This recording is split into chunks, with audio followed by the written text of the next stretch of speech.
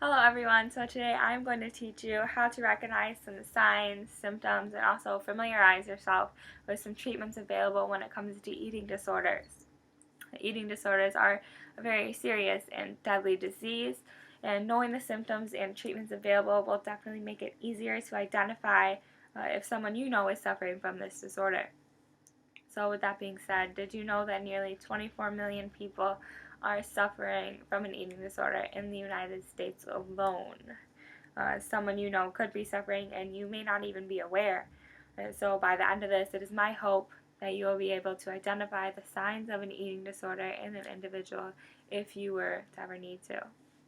I actually not only know multiple people affected by eating disorders, but I have been affected myself.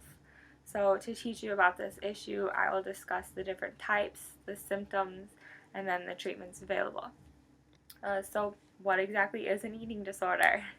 An eating disorder is, by definition, any range of psychological disorders characterized by abnormal or disturbed eating habits.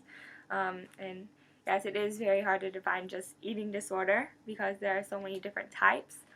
So, for the purpose of this speech, I will be mainly going over the symptoms and treatments for the main three or the most diagnosed.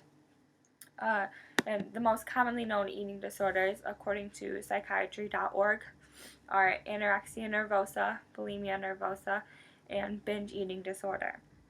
And so now that I have told you about the main types, let's discuss the symptoms so you can be able to recognize them.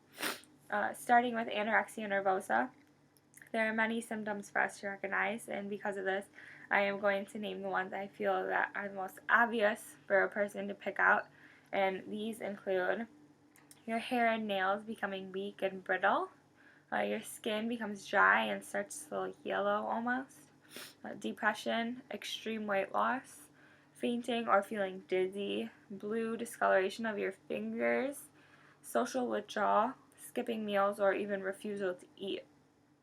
And the symptoms for bulimia nervosa include using laxatives after eating, forcing yourself to vomit after consuming a meal, feeling out of control when you're eating, feeling uncomfortable when you're eating, as if you're pushing yourself to eat more even though you know they're already full, swelling of the cheeks over the jaw area, staining or discoloration of your teeth, thinning of your hair, so it starts to feel very brittle and dry, dry or loose skin, and then also depression.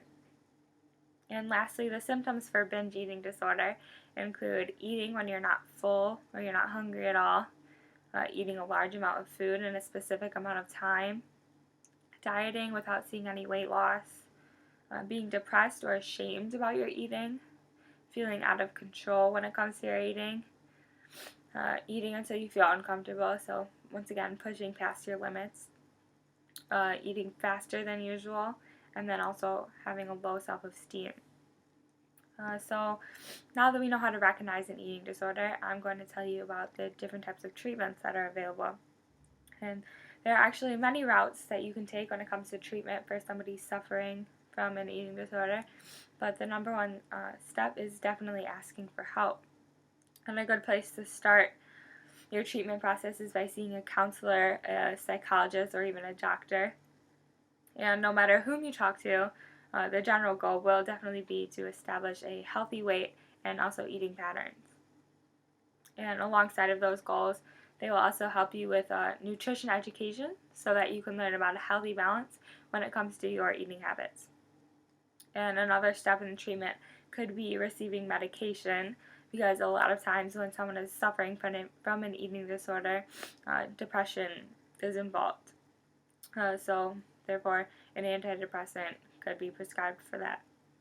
If the disorder has become more serious, treatment from a medical doctor may be needed, especially if there has been damage to internal organs. And then also there's an option of inpatient treatment. And this would be especially beneficial to somebody who has unsuccessfully tried outpatient therapy, or if they have severe damage to internal organs or other bodily harm or other health issues. And so now with all of this information provided, you should be able to successfully recognize an eating disorder and know a few routes to take when it comes to the treatments available. And I know I've went over several signs and symptoms when it comes to anorexia, bulimia, and binge eating. But that's not to say that those are the only signs. And also, that doesn't mean that someone has to show all of the signs to mean that they are suffering. They could show even one, and that could be it for them. And when it comes to treatment, it can be very difficult for an individual to realize that they need help. But once they do, there are many, many options at their fingertips. Even just talking to somebody about the issue could be a significant step in the treatment process. I personally think that eating disorders tend to be a very understated disease and usually only get light shed on them when a celebrity is known to be suffering, when the reality is that many individuals, men and women included, suffer every single day. Thank you for listening.